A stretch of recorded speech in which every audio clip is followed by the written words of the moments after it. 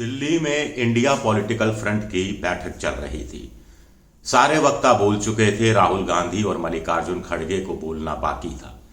तभी सोनिया गांधी को लगा कि ममता बनर्जी कुछ बोलना चाहती हैं, तो उन्होंने ममता से कहा कि आप कुछ कहना चाहती हैं।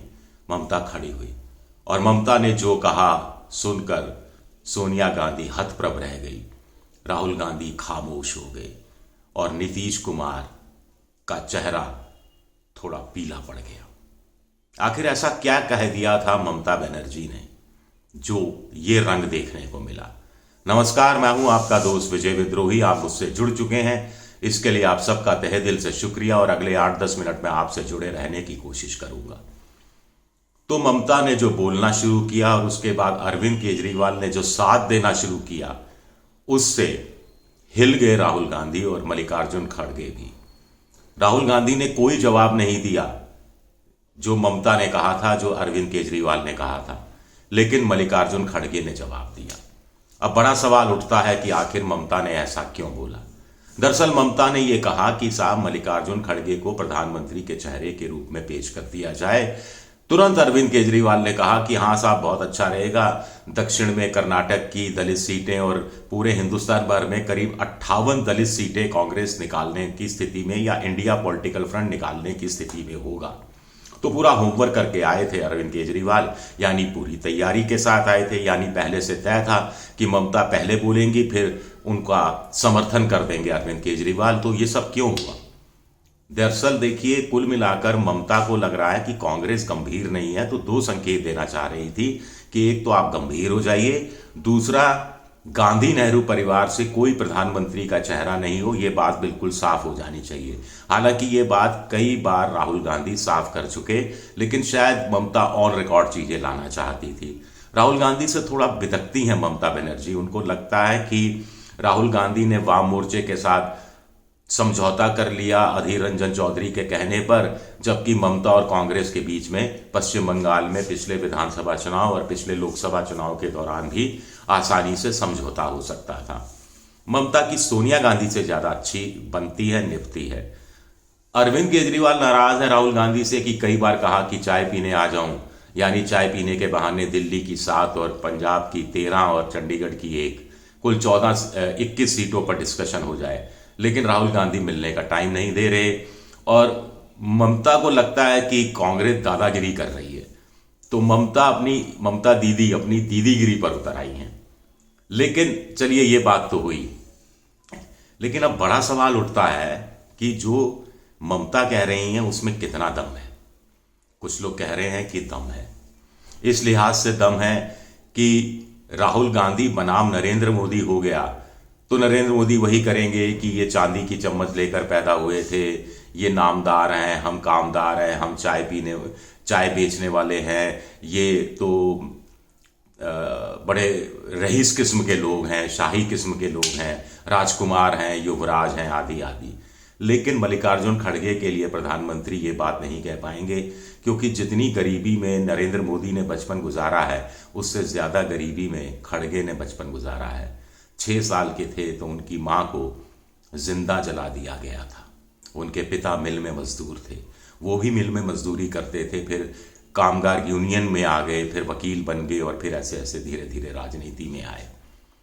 खड़गे अपना दलित कार्ड का इस्तेमाल नहीं करते जितना कि मोदी जी अपना ओबीसी कार्ड का इस्तेमाल करते हैं, और आउट ऑफ बॉक्स चाहिए। ममता ने क्यों कहा? ममता और केजरीवाल सुना है कि ये इस बात पर सहमत होने से पहले आपस में मिले थे और ये राय हुई कि साहब कुछ आउट ऑफ बॉक्स चाहिए, कुछ बड़ा आइडिया चाहिए, कुछ बड़ी चीज चाहिए जिससे मोदी जी को हैरान किया जा सके। प्रशांत किशोर भी यही बात कहते हैं कि भारत जोड़ो यात्रा राहुल गांधी की आउट ऑफ बॉक्स आइडिया थी, जिससे मोदी जी बैकफुट पर आए। दूसरा, जो अपने पॉलिटिकल फ्रंट का नाम इंडिया दिया, INDIA दिया, उससे और ज्यादा मोदी जी बैकफुट पर आए। उन्हें समझ में नहीं आया कि इसका क्या जवाब दिया जाए। आनन फानन में संविधान के प्रियम्बल में चेंज कर दो, इंडिया शब्द हटा दो, भारत बोलना शुरू कर दो। फिर उससे पहले वो इंडियन मुस्लिम लीग में इंडिया है, ईस्ट इंडिया कंपनी में इंडिया है, ये बातें करते रहे। लेकिन इंडिया एक ऐसा शब्द था जो पूरे देश भर में चर्चित हो गया, पूरे देश भर में छा गया। कांग्रेस को या इंडिया के दूसरे अपोजिशन पार्टी को चवन्नी भी खर्च करने में पैसा नहीं लगाना पड़ा। तो अब मल्लिकार्जुन खड़गे क्या तीसरा बड़ा आइडिया है? यह अपने आप में बड़ा सवाल उठता है। कुछ लोग कह रहे हैं कि दक्षिण भारत से नरसिम्हा राव प्रधानमंत्री हुए, देवेगौड़ा प्रधानमंत्री हुए, और मल्लिकार्जुन खड़गे को दक्षिण भारत चाहेगा कि वो तीसरे प्रधानमंत्री हो। ऐसे में दक्षिण भारत की 130 में से ज़्यादातर सीटें इंडिया की झोली में आ सकती हैं। कर्नाटक की तो ज़्यादातर सीटें आ ही सकती हैं। फिर जो AIDMK है या फिर BRS है यानी तेलंगाना वाले KCR की पार्टी है, या जगन मोहन रेड्डी की YSR पार्टी है, कांग्रेस पार्टी है, ये लोग भी विरोध नहीं कर पाएंगे, क्योंकि फिर दक्षिण भारतीय होने का, दक्षिण भारत के एक शख्स का प्रधानमंत्री होने का दरवाजा खुल रहा है, संभावनाएं दिख रही हैं। तो ये कैसे विरोध कर पाएंगे? आम जनता भी साथ होगी। तो दक्षिण में इंडिया बहुत बड़ी कामयाबी हासिल कर सकता है, और इस कारण उत्तर भारत में बीजेपी को बैकफुट पर ला सकता है। अब कर्नाटक के मल्लिकार्जुन खड़गे दरअसल उस रूप में दक्षिण भारतीय भी नहीं है। वो हैदराबाद कर्नाटक रीजन से आते हैं, जहाँ उर्दू भी बोली जाती है, तहजीब की भाषा भी बोली जाती है, हिंदी भी ठीक ठाक लोग बोलते हैं, और वैसे वो खुद हिंदी भी जानते हैं, अंग्रेजी भी जानते हैं, कन्नड़ भी जानते हैं, मराठी भाषा भी जानते हैं, गुजराती भाषा भी कुछ कुछ बोल लेते हैं। और वो उत्तर भारत से या यूपी से कहीं से चुनाव लड़ते हैं तो कहानी बदल सकती है। कुछ लोगों का ये भी कहना है। तो कुल मिलाकर अब मामला दिलचस्प हो गया है। अब आप में से कोई सवाल उठा सकता है कि मल्लिकार्जुन खड़गे बनाम नरेंद्र मोदी हो गया तो क्या इंडिया चुनाव जीत जाएगा? मैं कहूंगा इस पर अभी चुप्पी है। आप कह सकते हैं कि क्या नरेंद्र मोदी बैकफुट पर आ जाएंगे? थोड़ा सा बैकफुट पर आएंगे, लेकिन नरेंद्र मोदी की पॉपुलैरिटी बहुत ज़्यादा है, और सिर्फ इस एक बड़े आइडिया से, इसको मैं बड़ा आइडिया भी नहीं मानता, हालांकि प्रशांत किशोर की नज़र में ऐसा हो सकता है। उनका ये कहना है कि खड़गे साहब को लॉन्च करना चाहिए था तो बड़े तरीके से, भव्य तरीके से लॉन्च करना चाहिए था, जो कमिटमेंट की कमी लगती है, ऐसा लगता है। नीतीश कुमार नाराज थे, उनकी नाराज़गी दूर करने के लिए राहुल गांधी फ़ोन कर चुके, मल्लिकार्जुन खड़गे फ़ोन कर चुके, और वो नाराज़गी देर सवेर ख़त्म हो ही जाएगी, इसकी चिंता नहीं करनी चाहिए। अभी सीट शेयरिंग पर ज़्यादा बात होनी चाहिए, कुछ लोगों का कहना है। जैसा खड़गे साहब ने भी कहा कि प्रधानमंत्री कौन होगा उसकी नौबत तो तब आएगी जब आप 2024 का लोकसभा चुनाव जीतेंगे, और 2024 का लोकसभा चुनाव आप तभी जीतेंगे जब आप 272 का आंकड़ा क्रॉस करेंगे। 272 का आंकड़ा आप तभी क्रॉस करेंगे जब आप मिलकर चुनाव लड़ेंगे। कम से कम 450 सीटों पर विपक्ष का एक ही उम्मीदवार हो, संयुक्त उम्मीदवार हो। क्या ऐसी स्थिति की तरफ ज़्यादा ध्यान देने की ज़रूरत है? एक चीज़। दूसरा, अभी भी इंडिया के पास कोई बड़ा पॉलिटिकल बड़ा आइडिया नहीं है, बहुत बड़ा आइडिया नहीं है।